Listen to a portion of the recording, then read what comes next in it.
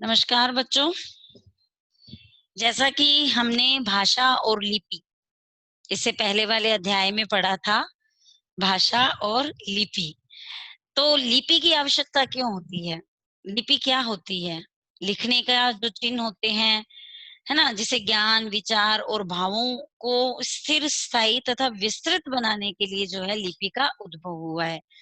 जैसे आप या हम हमेशा देखते हैं कि हिंदी और संस्कृत भाषा जो है वो देवनागरी लिपि में होती है। उसके बाद में सिंधी जो है वो देवनागरी और फारसी दोनों में, है ना। उदाहरण जैसे सिंधी हो गया, मराठी देवनागरी, मराठी कोंकणी देवनागरी में, संस्कृत देवनागरी में। तो ये जो लिपि होती है ये हमें इसलिए याद भी रखनी होती है कि जब हम कोई किसी भी प्रतियोगिता में या किसी हिंदी का कुछ ऐसा कर रहे हैं जिसमें हमें लिपि पूछी जाती है, तो हम बता सकते हैं कि हिंदी की लिपि कौन सी है, देवनागरी लिपि। आप किसी भी ऑफिशियल कभी वर्क करते हैं तो उसमें भी पूछा जाता है कि ये कौन सी लिपि के माध्यम से लिखा गया है, तो देवनागरी लिपि। तो मुख्य रूप से हमें हिंदी, संस्कृत, पंजाबी या उर्दू, तो ये जो भाषाएं हैं इनका हमें ध्यान रख करके समझना होता है कि ये देवनागरी, फारसी इन लिपियों में है। जैसे देखो यहाँ पे कुछ एग्जाम्पल्स हैं। हिंदी है तो देवनागरी लिपि में है, सिंधी है देवनागरी और फारसी, मराठी देवनागरी, कोंकणी देवनागरी, संस्कृत देवनागरी, नेपाली देवनागरी, संथाली देवनागरी, डोगरी जो पहाड़ी इलाकों में, कश्मीरी इलाकों में बोली जाती है वो देवनागरी, बोडो देवनागरी।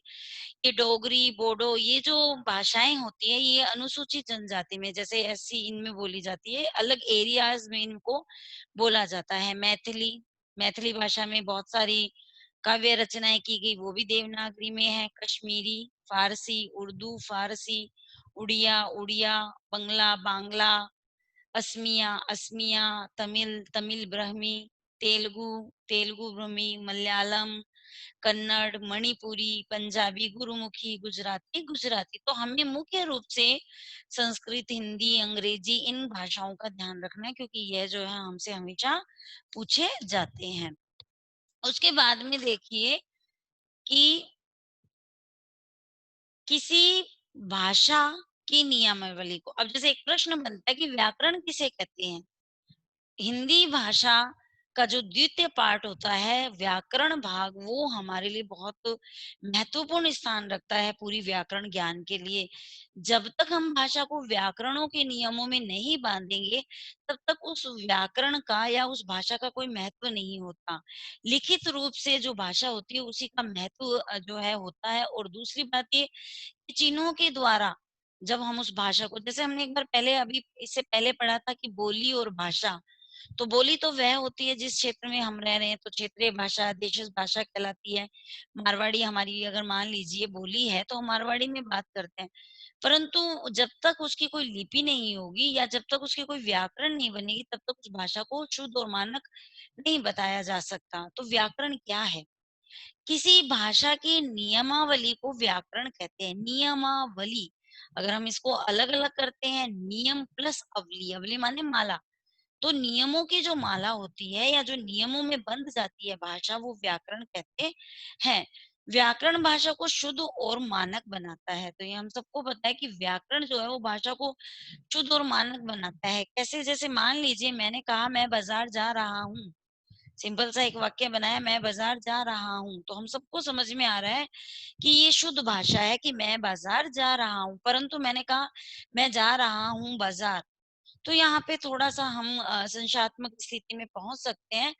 तो व्याकरण की सीधी-सी परिभाषा है कि किसी भाषा को नियमों में बांधकर या नियमावली को व्याकरण कहते हैं।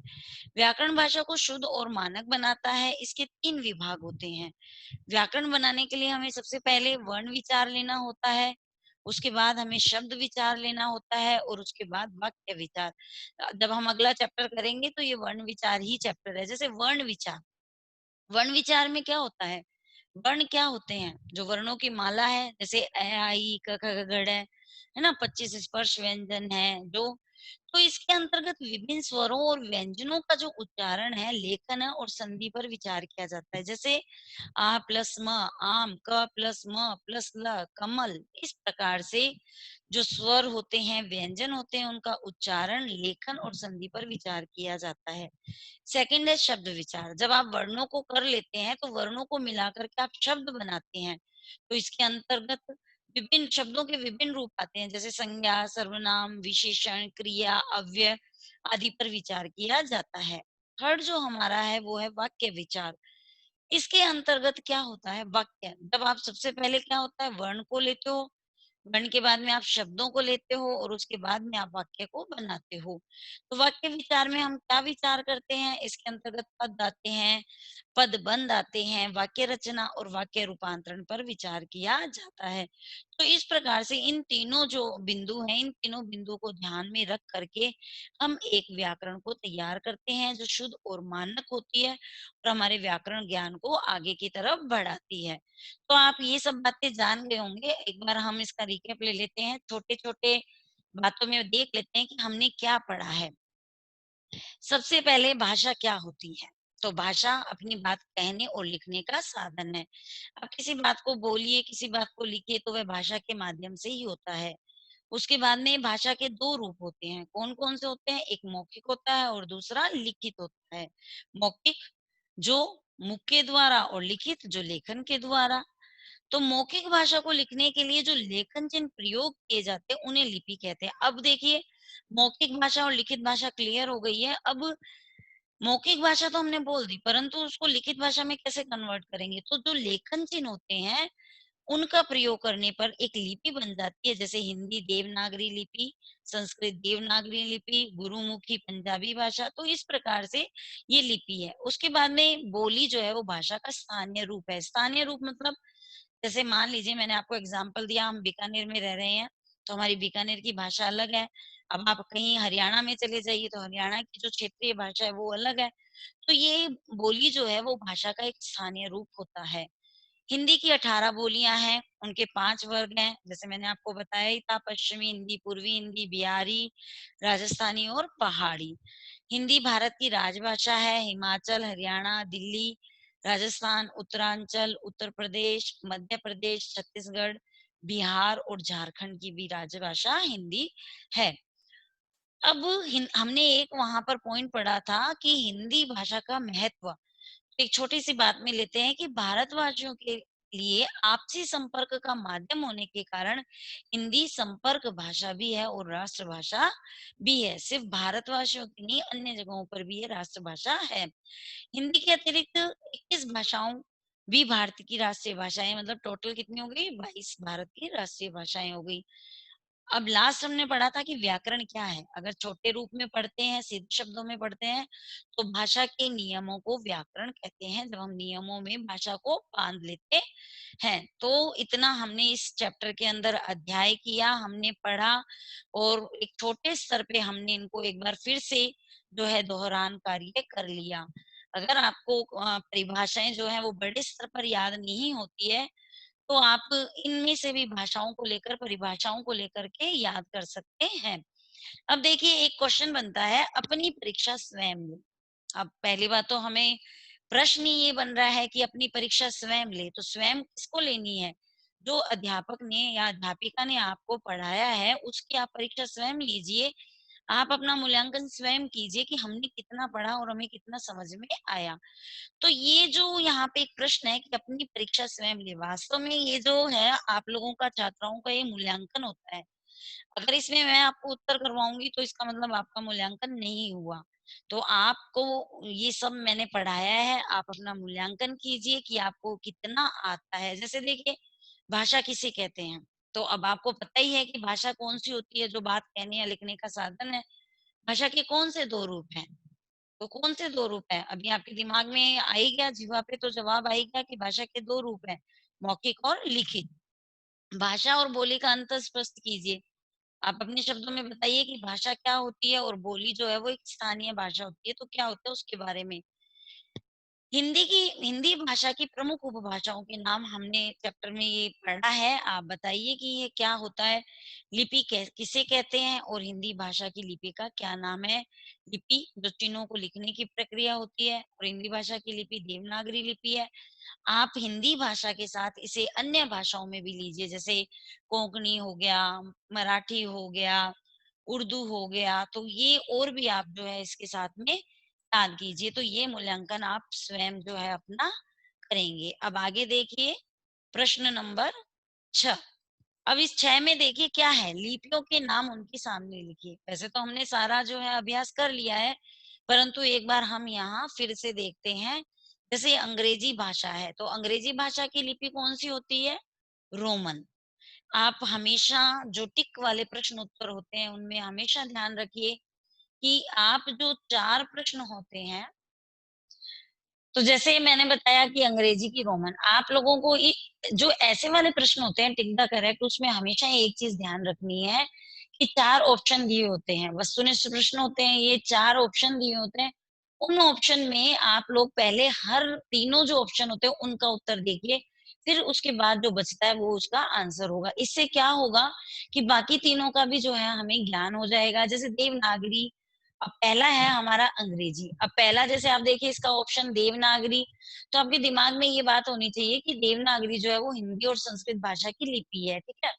सेकंड, फिर आप जैसे रोमन, तो रोमन आपने कहा अंग्रेजी, तो आपका सीधा आंसर वहां आ रहा है। परंतु आप पहले देखिए गुरुमुखी, अब गुरुमुखी पंजाबी, फारसी, तो इस प्रकार से आप करके फिर उसका उत्तर निकालें, ताकि आपको बाकी का भी जो है नॉलेज साथ साथ में होता रहेगा।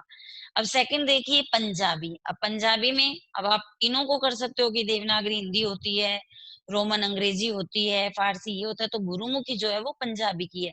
तो तीनों भी दिमाग में आ गई, प्लस जो आंसर है वो भी दिमाग में आ गया।